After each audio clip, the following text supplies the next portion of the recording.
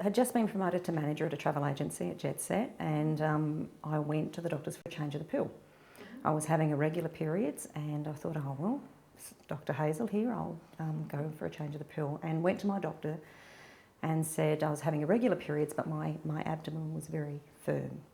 And cut a very long story short, it appears that my spleen had enlarged to 20 centimetres, and I was actually diagnosed with leukaemia that night. So that was a heck of a shock. I went to the doctors for a change of the pill and diagnosed with leukaemia that night. And then they called me straight back. And when I was going up the elevator, I remember seeing bone marrow, oncology. I had no idea what all these words were. It was really, really scary. The doctor sat me down and spoke to me with the head nurse and said that on the screen, you know, your spleen's enlarged. And when he said you've got leukaemia, I thought I had leukaemia of the spleen. I didn't understand what leukaemia was. I did use a 4-letter word when I was told what I had, and basically I was admitted to hospital that night. I rang. Did you cry? Not initially. I rang my family, and I remember now my family had just nursed my father who had bowel cancer a few years before. I remember ringing my family and telling my brother, and there was just this deathly silence on the end of the phone. And I think that's when it hit me. I wanted to know what this battle was.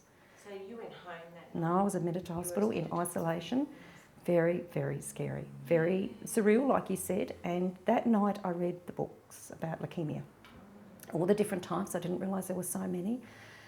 I had decided that if the doctors the next morning told me I had 5 weeks to live, I was going 8 weeks. The fight within me had started straight away. I was diagnosed with chronic myeloid leukemia, borderline AML, but I had a thing called the Philadelphia chromosome, which further on down the track I found that chemo won't kill the Philadelphia chromosome. Because it's surreal. I mean, you know, it was January the 16th, 1996. I had just had a New Year's Eve. I'd planned for the future, and now everything's just on the spin of a coin changed. Yeah. So those days in the hospital, you were on your own. Did family travel up? Yeah, my family travelled up. I'd recently broken up with a boyfriend, so I was on my own. And a lot of friends came to support me, and I just made a pact with everyone to just treat me normally. I'm very positive, bit of sense of humour, because this is how I'm going to cope with it. And that's what I made the decision. This is how I was coping. Everyone copes differently. They do. And I just tried to focus on every bit of positiveness and throw away the negatives. That doesn't always work, though, in the quiet times when you're by yourself. So I was initially in hospital for 10 days, had some chemo. So did you have any emotional highs and lows on those drugs? Not so much highs and lows. I do know that I was in a fight. I wanted to get my body and my mind together to fight this battle. I was a little gladiator, and this leukaemia was not going to take me without a fight. And so in using that strong mind and that strong will, did you put in place any daily practice of meditation or things like that to help you with that, or? No, what I would do was, if I had a down time, I would play 2 songs. Brown Eyed Girl always makes me smile by Van Morrison, and there's a song called Search for the Hero Inside Yourself by M People. And they would just give me that little boost. And my next option, because of the Philadelphia chromosome, was a bone marrow transplant. And if I didn't have the bone marrow transplant, I was probably given 3 years to live. That was my option. I was 32 at the time. Wow. So I chose to have quality of life if I didn't have quantity. And that's what I chose. So leading up to your choices, what went in place?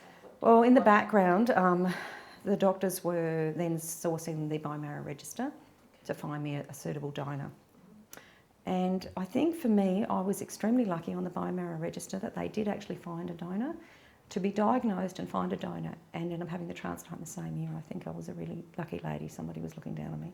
So the decision making around your transplant, was that a sole decision, or did you have pressure or any influence from out of family members? Or? No, I think my family was supportive of my decision. I think for me, I wasn't ready to give up on life. I did make my own little personal stand against Philadelphia.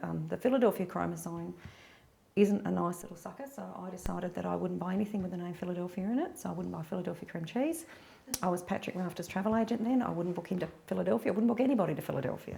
So if you came into my travel agency and you wanted to go to Philadelphia, I'd give you to one of my consultants, because that was just my way of making a stand. I looked at my options. I read up, I did some research, and if I had any doubts or questions, I'd ask Dr. And she could tell me in layman's terms, and she'd draw pictures, and so that I could understand. Now, some people don't want to know everything, but I wanted to know everything. For me, I would take a positive. I treated everything in little journeys. Yes. So I didn't focus on the big picture. I didn't focus on too far in advance. I just focused on, okay, well now I've got to have these tests. This date, it was about 2 weeks before the transplant. I just majorly freaked out.